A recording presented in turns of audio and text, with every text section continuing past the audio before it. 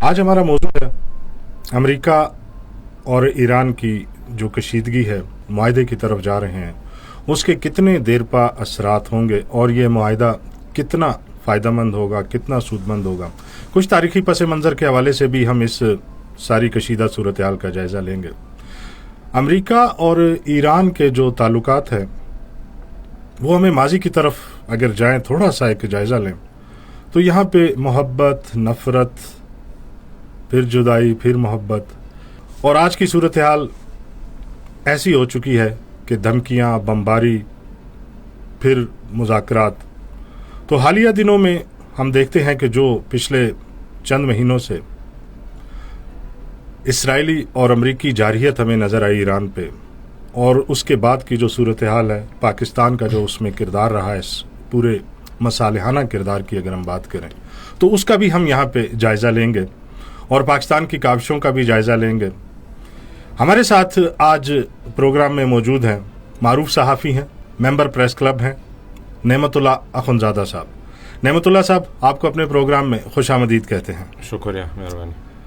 नेमतुल्लाह साहब, थोड़ा सा पस मंज़र हम जानना चाहेंगे कि अमेरिका और ईरान का जो पस मंज़र है ताल्लुकात का, जिस तरह के मैंने कहा कि इनके दरमियान में मोहब्बत भी रही है, नफ़रत भी रही है, फिर मोहब्बत, फिर नफ़रत, फिर मोहब्बत, टेबल टॉक और फिर धमकियाँ और फिर इश्तियाल अंगेज़ी। इस बारे में हम आपसे कुछ जानना चाहेंगे। शुक्रिया जी। यकीनन जो 1941 से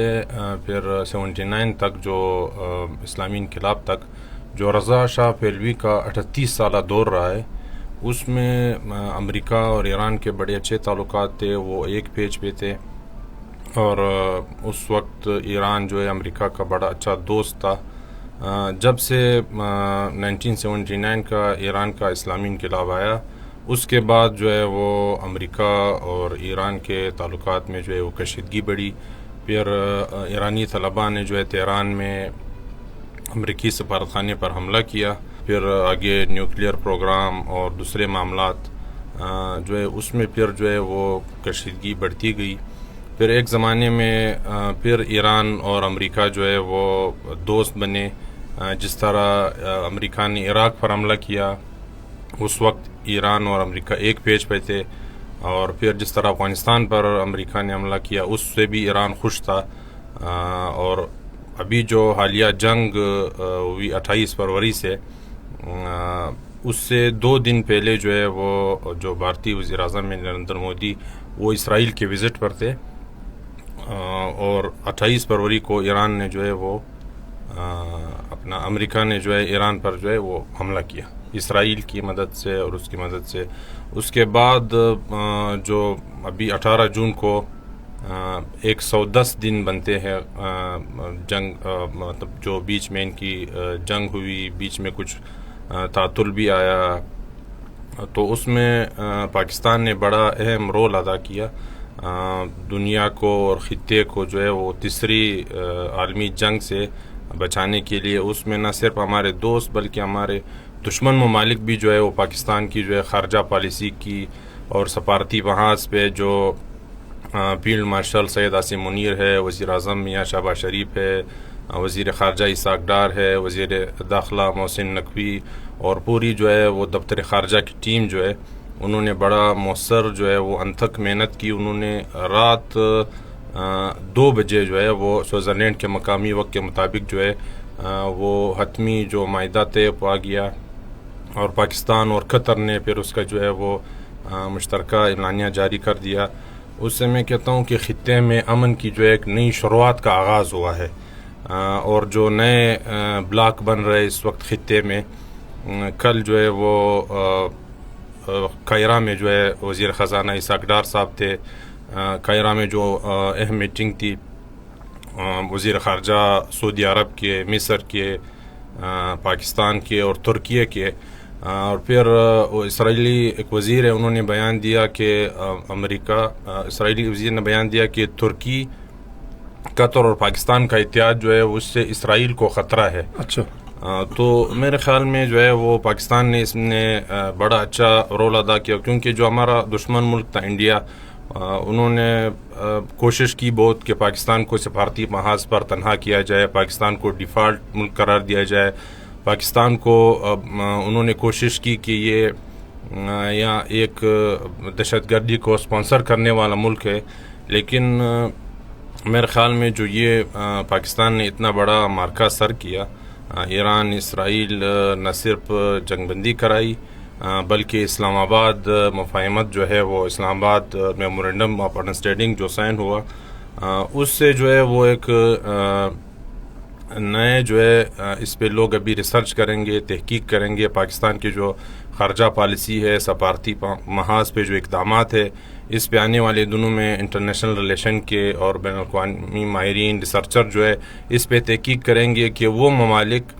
جو پچھلے 47 سال سے وہ ایران میں مقبول نعرہ تھا مرگ بر امریکہ،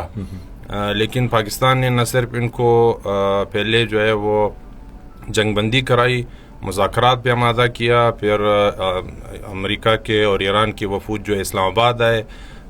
پھر اس میں فیلڈ مارشل، وزیر اعظم اور وزیر خارجہ اور وزیر داخلہ اور باقی جو پوری ٹیم ہے، انہوں نے جو ہے وہ سعودی عرب کے، قطر کے، ایران کے اور ترکی کے دوست ممالک کے جو ہے وہ دورے کیے۔ میرے خیال میں یہ ایسا موقع ہے کہ اس وقت جو ہے وہ انڈیا سفارتی طور پر مکمل طور پر تنہائی کا شکار ہے، اور کانگریس جو ہے وہ جو انڈیا میں اپوزیشن جماعت ہے وہ بھی جو ہے نریندر مودی کی جو ہے خارجہ پالیسی پہ تنقید کر رہی ہے کہ اس جنگ میں اور اس جنگ کے بعد پاکستان کا رول، پاکستان کا جو سفارتی کامیابیاں ہے، اس سے انڈیا، اسرائیل اور اس کے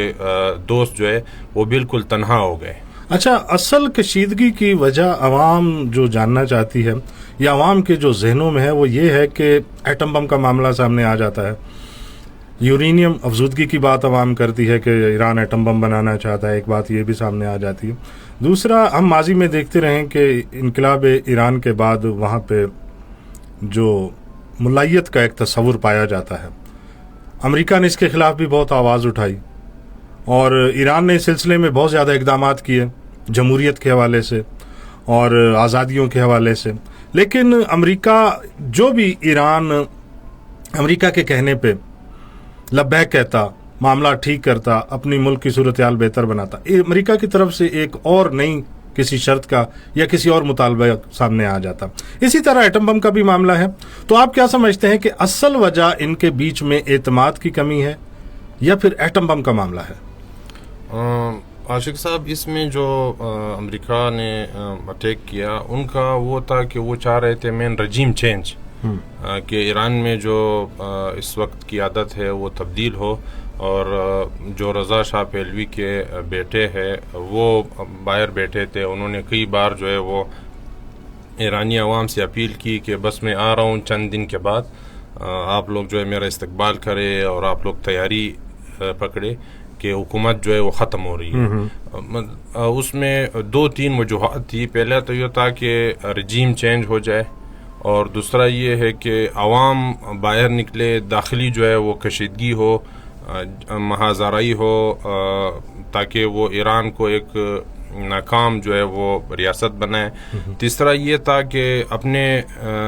جو رضا شاہ پہلوی یا دوسرے جو لوگ تھے ان کو جو ہے مسلط کرے، ان کو بٹھائے، تاکہ جس طرح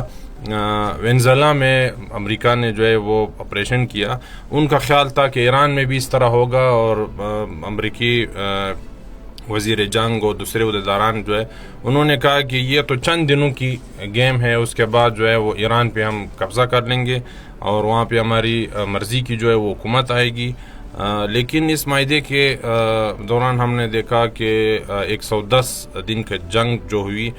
اس میں نہ تو رجیم چینج وہاں پہ ہو سکی، اور پچھلے سال کی جو 12 روزہ جنگ تھی اس کے بعد جو ہے ایران اور مضبوط ہوا، اور اس میں پاکستان نے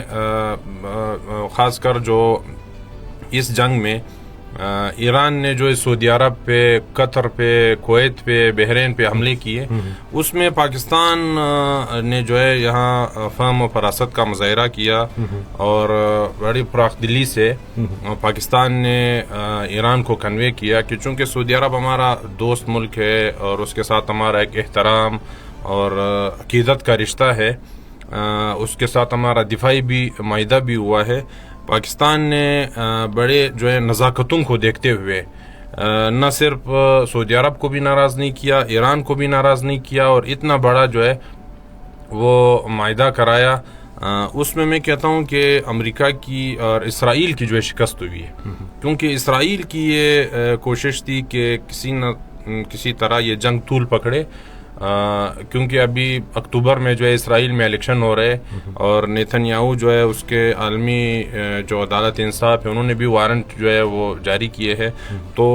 وہ تو چاہ رہا تھا کہ سعودی عرب کو بھی اس گیم میں جو ہے وہ ان کرے، سعودی عرب بھی جو ہے وہ جنگ میں کود پڑے، لیکن سعودی عرب اور باقی جو خلیج ممالک ہے ان کی جو ہے انہوں نے پاکستان کو آن بورڈ لیا، انہوں نے ترکی کو آن بورڈ لیا، انہوں نے چین کو آن بورڈ لیا، روس کو آن بورڈ لیا، اور اس جنگ میں آپ دیکھیں نہ نیٹو نے جو ہے وہ صدر ٹرمپ کی حمایت کی، نہ یورپی یونین نے کی، نہ کسی اور ملک نے کی، اور بہت سارے ممالک نے تو اس کے خلاف ہو گئے، اور امریکہ میں مظاہرے ہوئے، اور لوگوں نے کہا کہ بھئی جنگ جو ہے اس وقت جو عالمی حالات ہے وہ کسی جنگ کے متحمل نہیں ہو سکتے، لیکن پاکستان نے اس میں اقوام متحدہ جو ہے ناکام رہا جنگ کو رکوانے میں، یورپی یونین ناکام رہا، نیٹو ناکام رہا، لیکن پاکستان نے پہل کی، پاکستان کا نیت جو ہے ارادہ جو ہے مصمم تھا، نیت ٹھیک تھا، اور اللہ نے جو ہے رات جو ہے وہ سارے معاملات عبور ہوئے، اور بڑے اچھے انداز میں، احسن انداز میں۔ بیچ میں بہت ساری اس طرح کی باتیں ہوئی کہ شاید یہ مذاکرات میں تعطل آ گیا، یا ایران کی طرف سے، یا خاص کر صدر ٹرمپ کا جو رویہ ہے، انہوں نے بھی بار بار بیانات دی جو ہے اپنے بدلے، ظاہر صبح ان کا ایک بیان ہوتا تھا، شام کو دوسرا بیان ہوتا تھا، لیکن اس میں جو امریکی نائب صدر ہے اور باقی جو ٹیم ہے انہوں نے جو ہے وہ پاکستان پر مکمل جو اعتماد اور بھروسہ کیا۔ کل بھی جے ڈی وینس نے اپنے جو ابتدائی کلمات تھے سوئٹزرلینڈ میں، انہوں نے اس میں فیلڈ مارشل کا اور پاکستان کا اور پاکستانی قیادت کا باقاعدہ نام لیا۔ اچھا، ایک ان کا بڑا ایک دلچسپ بیان سامنے آیا جے ڈی وینس کا، انہوں نے کہا کہ میری زندگی میں 2 پسندیدہ شخصیات، ایک میری اہلیہ اور دوسری فیلڈ مارشل۔ جی جی، یہ بڑا ایک دلچسپ جملہ ان کا سامنے آیا ہے۔ بالکل، انہوں نے کئی موقعوں پر جو ہے صدر ٹرمپ نے اور باقی جو ہے وہ امریکی قیادت اور ایران کے جو صدر ہے اور وزیر خارجہ ہے اور باقی جو اسپیکر باقر کالباف ہے جو مذاکرات ٹیم کو لیڈ کر رہے تھے، انہوں نے بھی اس میں پاکستان کے مخلصانہ کردار کو سراہا، اور جے ڈی وینس نے کل کہا کہ اگر پاکستان نہ ہوتا یا فیلڈ مارشل نہ ہوتے تو اس جگہ تک ہم نہ پہنچتے اور یہ جنگ بندی جو ہے ممکن نہ ہوتی۔ بیچ میں کچھ تعطل آیا، اس میں ایران کی طرف سے جو ہے وہ 3 پوائنٹ جو ہے انہوں نے رکھے۔ پہلا تو یہ تھا کہ جو 14 نکاتی معاہدے کا بھی پہلا پوائنٹ ہے کہ تمام محاذوں پر جو ہے جنگ بندی ہونی چاہیے۔ اس میں کل پھر خاص کر جو ہے وہ اسرائیل اور انڈیا کی لابی جو ہے انہوں نے جو ہے انٹرنیشنل میڈیا میں خبریں بریک کی کہ مذاکرات جو ہے وہ ناکام ہو گئے، ایرانی وفد جو ہے وہ چلا گیا ہے یا انہوں نے شرکت سے انکار کر دی ہے۔ وہ ایسا تھا کہ ظاہر ہے مطلب کئی گھنٹے جو ہے وہ مذاکرات کے دور ہوئے، تو وہ بیچ میں جو وقفہ آیا اس پہ وقفے کے بعد دوبارہ جو ہے وہ مذاکرات شروع ہوئے، اور ایرانی ٹیم جو ہے وہاں پہ تھی، سوئٹزرلینڈ میں تھی۔ اس میں 3 جو ہے وہ چیزوں پہ اتفاق ہوا۔ پہلے تو یہ تھا کہ لبنان میں جو ہے وہ جنگ بندی جو ہے جو ایران کا ڈیمانڈ تھا وہ ہو گیا، اور جو ان کے منجمد اثاثے تھے وہ ڈی فریز ہو گئے، اور تیسرا یہ ہے کہ جو ایران پہ پیٹرولیم مصنوعات تیل پہ جو پابندیاں تھی وہ ختم ہو گئی۔ بالکل ایسی جس طرح سے کہ پاکستان کا کردار ہمیں اس پوری جنگ میں نظر آیا ہے، اور پاکستان کا مسالیانہ کردار اور ایرانی عوام کی طرف سے بہت زیادہ گرم جوشی کا مظاہرہ کیا گیا اور سامنے آیا، اور ایرانی قیادت نے بھی بہت زیادہ گرم جوشی کا مظاہرہ کیا ہے۔ ایران ہمارا برادر اسلامی ہمسایہ ملک ہے، اور ہم دیکھتے ہیں کہ ہمارے ملک کو گیس اور پیٹرول کی شدید قلت کا شکار۔ اس معاہدے کے بعد کیا ہم جو ماضی کا ہمارا جو گیس کا جو معاہدہ ہے وہ دوبارہ سے بحال ہوتا ہوا آپ کو نظر آ رہا ہے پاکستان میں؟ یقیناً جو Iran Pakistan gas pipeline ہے اس کی تکمیل سے جو ہمارے توانائی کے مسائل ہے اس میں بہت حد تک جو ہے وہ مدد ہمیں ملے گی. اور چونکہ ایران پر جو ہے اقتصادی پابندیاں تھی، اس وجہ سے وہ اس میں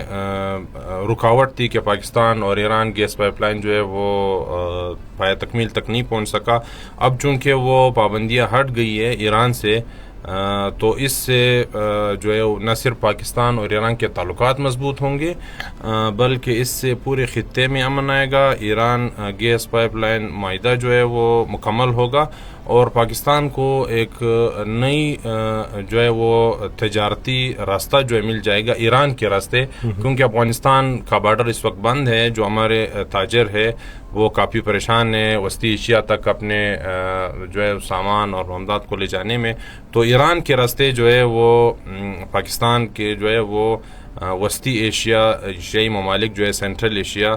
تک جو ہے اپنے سامان کو وہاں تک لے جانے میں ایک متبادل راستہ جو ہے آسان اور محفوظ جو ہے وہ مل جائے گا. جی بالکل، اور یہ صورتحال آنے والے دنوں میں یقیناً ان فیوچر خطے کے عوام کے لیے بہت زیادہ فائدہ مند ہوگی، بہت زیادہ سود مند ہوگی، اور خطے پہ اس کے دیر پا اثرات بھی مرتب ہوں گے. اور یقیناً ایک کبھی امکان کیا جا سکتا ہے کہ اس کے بعد، اس معاہدے کے بعد، اللہ کرے کہ یہ معاہدہ دیر پا ہو اور تمام فریق اس پہ ثابت قدم رہیں، اور پاکستان کا مصالحانہ کردار جو ہے اس کردار کا پاکستان کو ایک بھرپور رزلٹ ملنا چاہیے اپنے خطے کی عوام کی خوشحالی کے سلسلے میں. تو یقیناً اس سلسلے میں امید کی جا سکتی ہے. جناب ہمارے ساتھ موجود ہیں نعمت اللہ اخنزادہ صاحب، معروف صحافی ہیں. آج ہم بات کر رہے ہیں امریکہ اور ایران کی اور اسرائیل کی جو کشیدگی رہی ہے. امریکہ اور اسرائیل نے جو بمباری کی، جو جنگ کی ابتدا کی، اس کے بعد پاکستان کا مصالحانہ کردار کیا رہا، اور جو موجودہ معاہدہ ہے اس متعلق ہم بات کر رہے ہیں.